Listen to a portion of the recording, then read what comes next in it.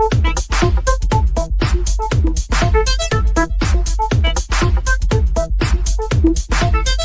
stay swishing, swishing, swishing, swishing, swishing, swishing. Rise up, stay swishing, swishing, swishing, swishing, swishing. Willing every jumper with a flick of wrist. Never a doubt, a fear of miss. Anyone sleeping on my shots get fits. Cause every shot do nets, do rips. Cards, hearts, darts, rewards, smarts, sharks.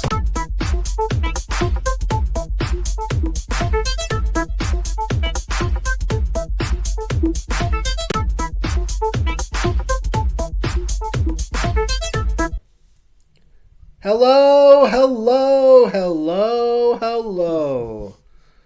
Many blessings and greetings to all on this fine night. We are on the eve of the one and only Cinco de Mayo, aka May 5th. So today's May 4th. Be with you. May the 4th? Star Wars.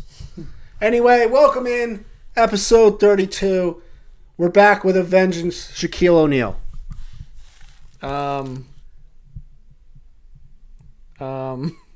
32. I wasn't expecting this. Was Rip Hamilton? I thought he was 13. No, you're wrong. We're waiting. 32. Was Hakeem 32? No. 34. Shaq was 34 too, but he also wore 32 at some points. Christian Laettner. Are you sure about that? Christian Laettner.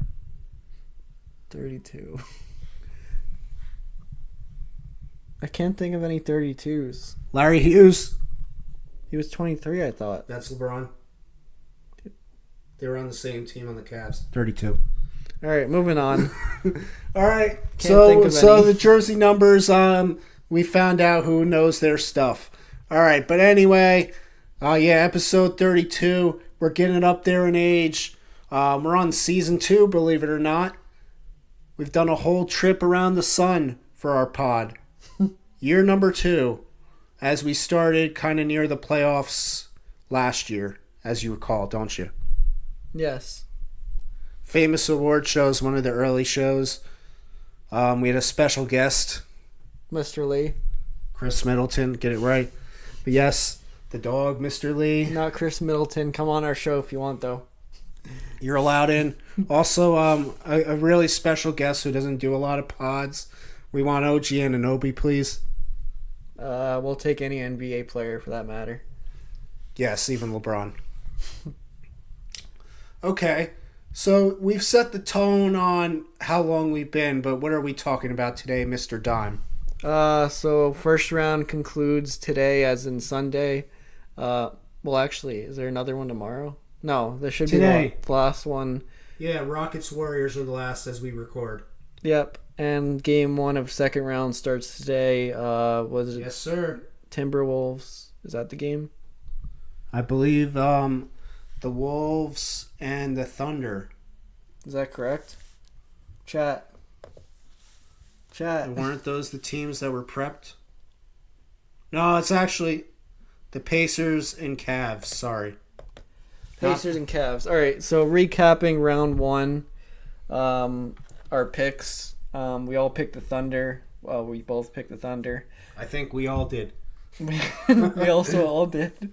The second matchup is kind of a 50-50 split. The correct one is next to you. The correct one is next to me. I picked the Clippers. He picked the Nuggets. Nuggets 1-7 yesterday. You're welcome. And then you got the Lakers and the Timberwolves. One of us got right. The one next to me. Yeah, I got that one right because I saw after game 1 the Timberwolves just looked like the better team. And then the last matchup was the Rockets and Warriors, which is still going on. Game 7. To be determined. The Warriors are going to pull this out of this recording. We hope so. We both picked the Warriors. To the east. To the east. Celtics and Magic. The east. Or I guess we could start at the top. Chat. The top. So the top. Cavs and Heat. Cavaliers swept. Yes. Easy win. Now they're facing the Pacers, which beat the Bucks. We both picked. Oh wait, did you pick the Bucks? No, I picked the We Pacers. both picked the Cavs and Pacers in this matchup. See what happens here. Then we got the Knicks and Pistons. We both picked the Knicks. We're literally looking at my bracket, and you said that. Oh, yeah. And then Celtics and Magic. I think the whole world picked the Celtics. Pretty much, besides maybe Orlando fans. Yeah, I still think the Magic might have picked Celtics.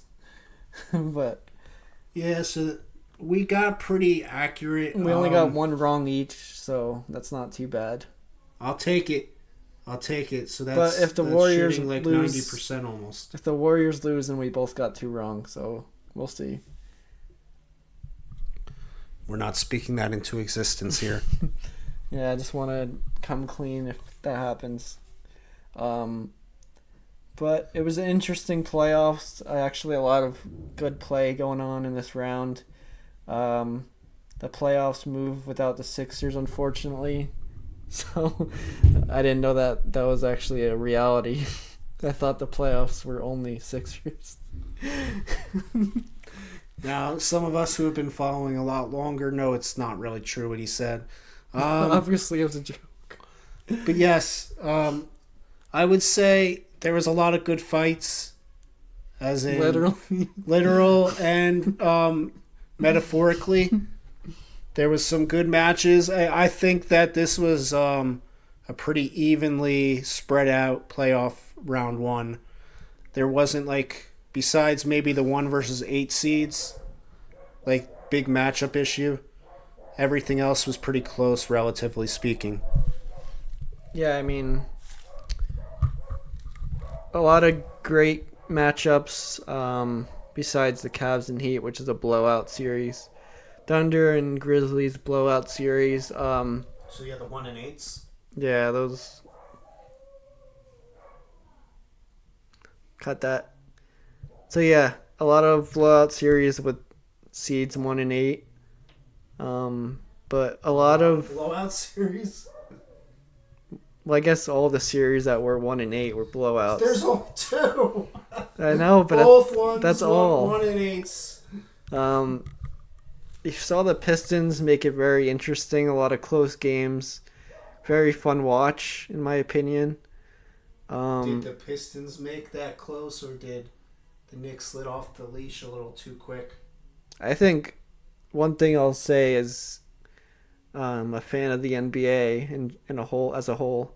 I gained a lot of respect for Brunson, but also I gained a lot of respect for Asar Thompson, who I didn't really like as much because I'm he can't shoot. How is he gonna play?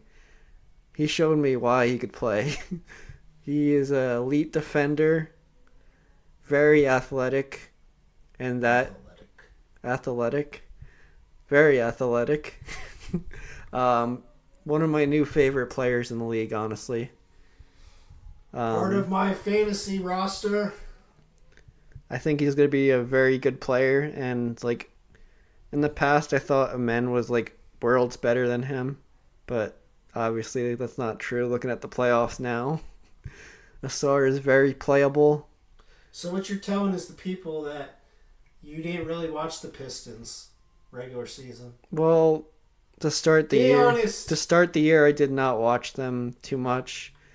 I do like Ivy and Cunningham. Yeah, Ivy's a lost Thompson cause. didn't play as much in the early part of the year, if I remember right. It was mostly their guys from last year and Tobias. But yeah, that's what I got to say about the Knicks and Pistons series, is that I gained respect from some players. And the Magic, they got to do something. I don't like their team. They don't have any shot creation besides Banchero. Franz Wagner exists. Yeah, he's a terrible shooter from 3. They just need a real point guard. They need a lot more depth. They need an actual star. That's not to say Bankero That's is not an to actual- say. Oh my! That's not I to don't say like this. they don't have a star, because Bankero is a star, but he cannot lead a team by himself yet. Are you joking? He won a game against the Celtics for them. So, A game. yeah, that's not He's gonna. young. Give him time. I said yet. Give him I said time. yet. I Do didn't not say he try can't to- ever. I said yet. Do not try to put another superstar. Yeah, what are you gonna say about Halliburton? Let's go. Halliburton. I'm going to say that Halliburton relies on his passing ability heavy. I'm going to say that the Bucks basically gave in. I'm going to say that the Pacers are going to get swept by the Cavs. No, wrong. Very likely. Tyrese Halliburton won a game winner for them. Fading away, corner three, very contested, very clutch, very, very clutch. He has playoff genes that I've seen from guys like Jason Kidd. That's who he reminds me the most of. Pure point guard, can score, but he doesn't want to. He wants to get everyone involved Well, so he that can't shoot. he can. That's what you lack skills and knowledge of. You don't know that he could his shoot. efficiency is terrible. No, it's Just not. don't pretend you don't know. He has bad stretches, but he's still a good shooter. Very bad stretches. We're not talking just bad. Okay, and Edwards went 0 for 11 and they still won. I'm not talking one game. He went. Are you forgetting the mystification of the early start to the year in the middle of the year where Yeah, but that doesn't matter was now basically because they're in the bricking second every round. every jumper. Overrate that. They're in the second round. Again, it is Overrate overrated that. because the Bucks are done. Giannis is leaving. It is overrated to beat them. That's the point. And his dad got kicked off his own court. Talk about overrated. That is exactly overrated. That doesn't add up. It That has does, nothing to man. do with overrating. Oh, it is. But as far as the Lakers and T-Wolves series goes, you've seen a lot of JJ's antics. A lot of media members upset with how he handled himself. Questionable decisions. On and off the court, in the media, out of the media, on the court, outside the arena, Kind of like he's a in your living room. question. So kind of like he's a podcaster turned coach. Yeah, I mean, he knows the game. He knows how to deal with players, but managing game to game, I don't know if he understands playoffs yet. He hasn't been far. Like, Exactly. Like his Clipper teams were the best teams he was on, save maybe the Magic's little run with Howard. Sixers. No, they didn't do anything. I would say like he never really got to see like What it takes to win. a true contender, like dynasty type team. Well, isn't that what LeBron's for? He's old. So? He can't play like he used to. It's clear. So did you hear that in their exit media availability, JJ said that he didn't think some of the players were in playoff shape. And that could have been why he played 5 players the whole second half in that final game. He was just done with players not competing, but you could also say that he was talking about Luka. So why would you play someone that's not in shape a whole half? I don't know. That doesn't make sense.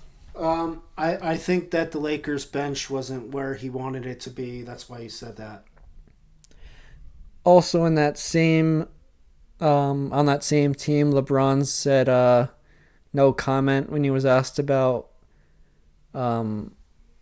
dealing with lack of center play. He's like, well, my former teammate AD got traded for saying that, so I'm not going to comment.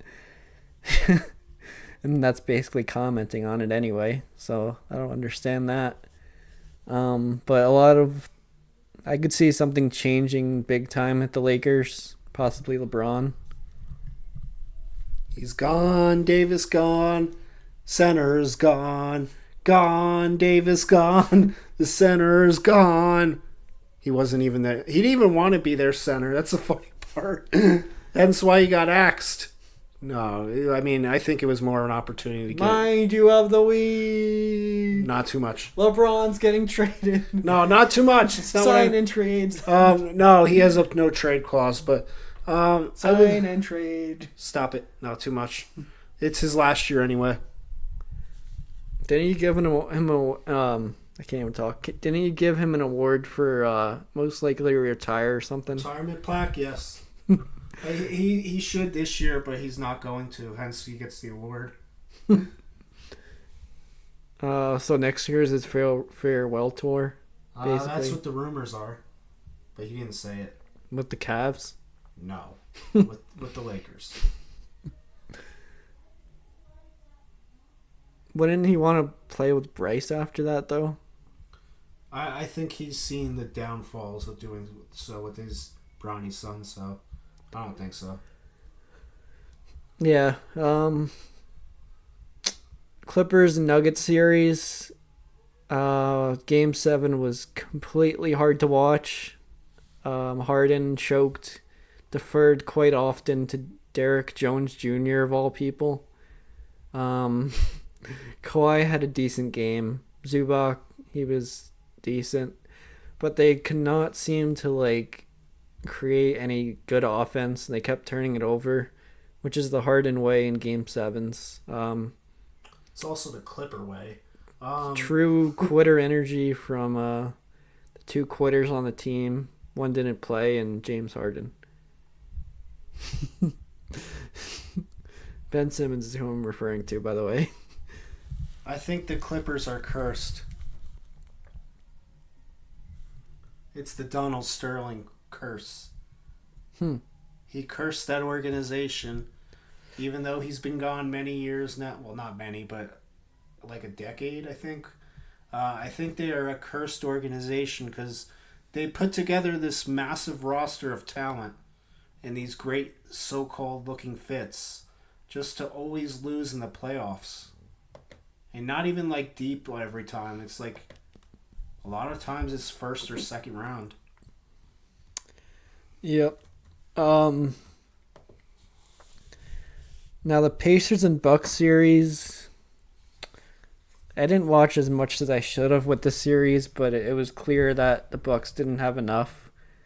They actually, in the last game, I'm pretty sure they benched Brooke Lopez and Kuzma, barely played them, maybe 15 minutes each. He had 0 points that one game. Was that the last game? Yeah, I think he only played 15, 20 minutes max. Yeah, bad trade. Traded away Chris Middleton. Obviously, it wasn't going to do too much, but maybe he would have because he's decent in the playoffs. Never know. I'd rather trust Chris Middleton in the playoffs than Kuzma, that's for sure. I think that goes to show younger is not always better. Not always, but do you want Paul George? We'll take OG Anunoby from you. Not a chance. Get out of here with that crap. We'll take McHale. No. You thought about it. Not even that. No, because he had a good game, Game 6, so I can't say anything bad about him. Speaking of saying bad, what do you have to say about the Memphis Grizzlies? Like I said before, they didn't belong in the playoffs. They had a new coach that he's going to be sticking with them. Wait, the Nuggets have a new coach? Yeah, but they're not experienced, the Grizzlies, so... I also don't think Ja Morant is really a winner. I think he's talented, but I don't think he's a winner. I hate to say that about a person, but yeah, I don't think he's a winner.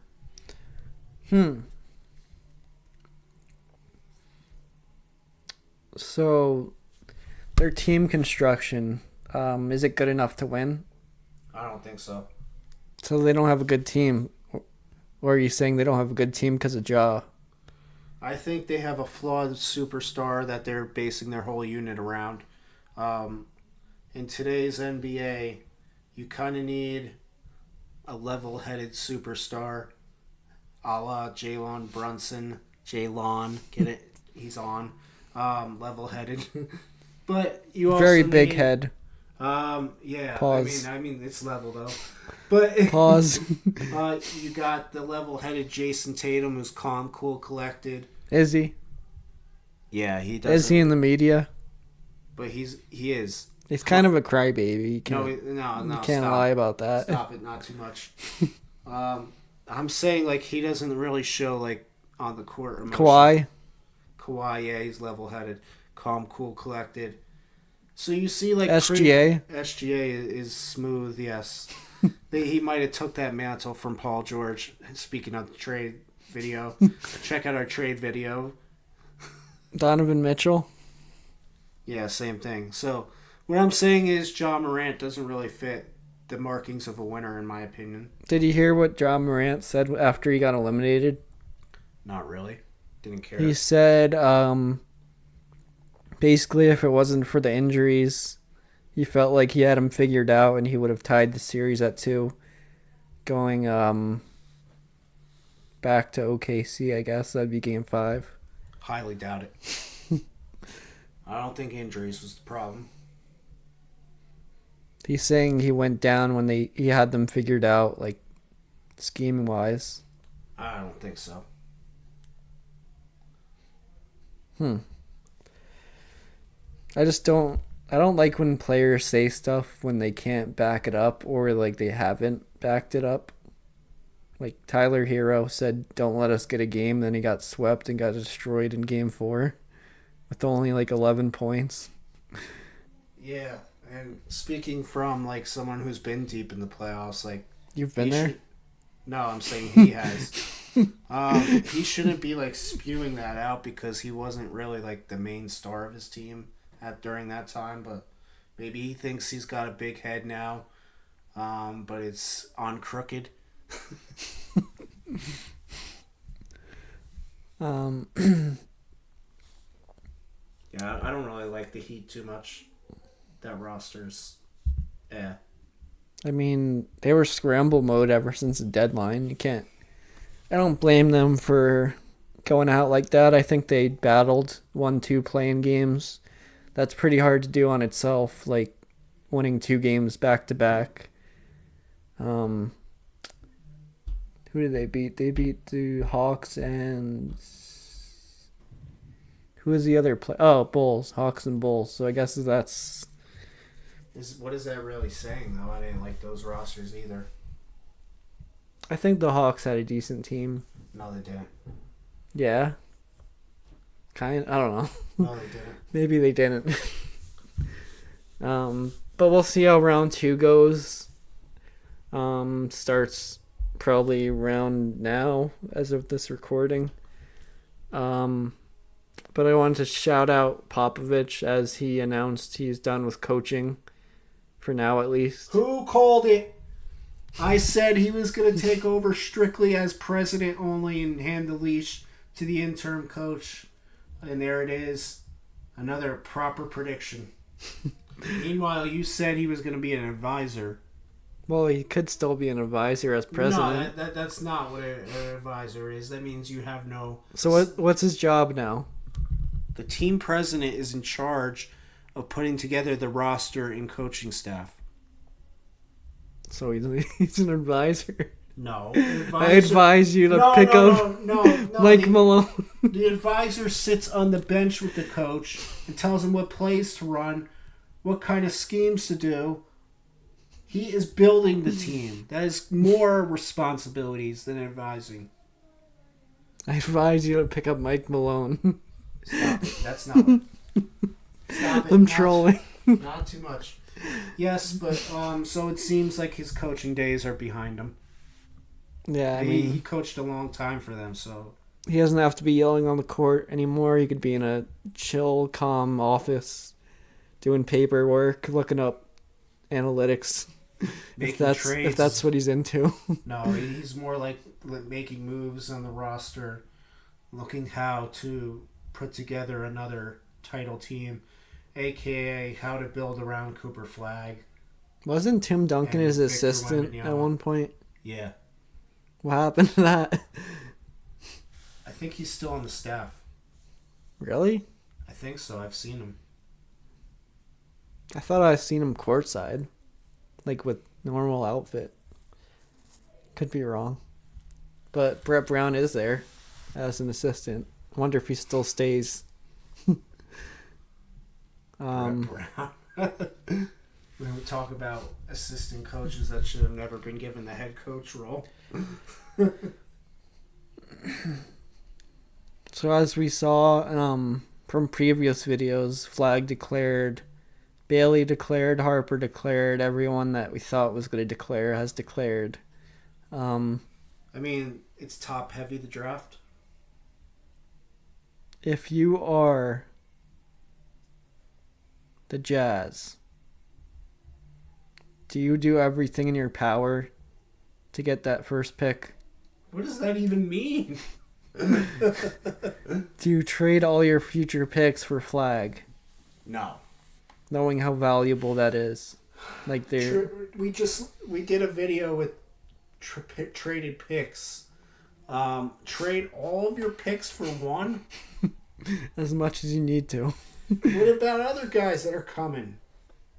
You don't pass up on a generational talent. You don't know what next year's gonna look like. You kind of do, actually. AJ DeBansta, whatever that other guy's name is, Kyan Anthony. Elijah Arenas. No one's talking about him that way. Glad he survived the crash, though. Glad he didn't get any major injuries or anything. He's okay. That's all that matters. But what do you think about Pat Bev joining the Big Three? Does that still exist? Yeah. I mean, he could if he wants, but I don't know. That's for I feel like he past their playing days. I feel like he would bring that kind of thing to like another level where people would want to watch it. I mean, I would want to tune in if he was on. I watched a lot when Michael Beasley first got there because he is your favorite player's favorite player. I would say he has more of an audience than Pat Bev's playing. He's more of an audience on the podcasts. No, people like seeing him play. I feel like he'd be even like more involved on a 3-on-3 setting. Like he'd be like hyping everyone up, guarding really tight, stuff like that. But I think there's better players than him. Brandon Jennings. No. I think Pat Bev can beat Brandon Jennings right now. I don't know about that. You gotta think, Pat Bev is a great perimeter defender, and that's what Jennings is good at.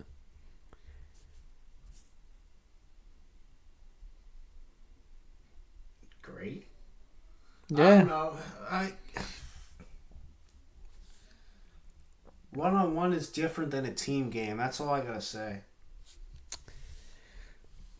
Yes, so you don't have to worry about people screening you every time, and like you just play one-on-one. There's no screens. There's also no help defense and no rim protection. Yeah, but Brandon Jennings doesn't have the same speed anymore as he used to. Yeah, neither does Pat Bev. Be honest with yourself there. I think Pat Bev's in better shape. Yeah, but he's not. He had injuries throughout his career too, so he's not who he used to be. I'd say that. So you're picking Brandon Jennings, is what you're saying. I'm just saying it's going to be an even match. It's not so lopsided as you think. All right, guys. Episode 32, finale. Going out with a bang. Round 2 starting tonight. And we transition in. Why? Dun, dun, dun, dun, dun, dun. My greatest friend. My greatest friend is a Knicks win. Jalen Brunson knocking down threes. Cut it.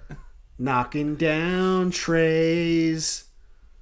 Like Young just out of the playoffs. And we're going to the second round. We're definitely cutting this. To the second round. No, we're not cutting. This is awful. And we're going bye-bye. Like, share, subscribe. To the freaking pod.